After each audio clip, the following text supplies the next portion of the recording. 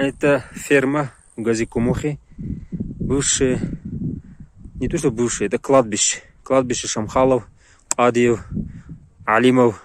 Коммунисты взяли и здесь построили ферму. Очень большая ферма. Навоз, все, что есть в ферме, здесь тоже есть. И это несколько слоев, можно так сказать.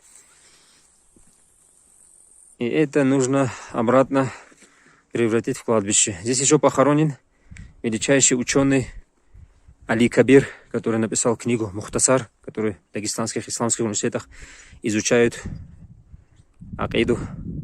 Первая книга это Мухтасар. Вот это полностью все, это было кладбище. Коммунисты пришли и смотрите, что они вытворили здесь. Здесь везде навоз. Коммунисты тоже ушли, но это все еще осталось. Иншаллах, что Всевышний поможет, что все это вернуть обратно, как было кладбищем. Иншаллах. А то это получается святотатство. Это уже зульму, беспредел. Вот такая большая территория Шамхальского кладбища, о котором многие не говорят.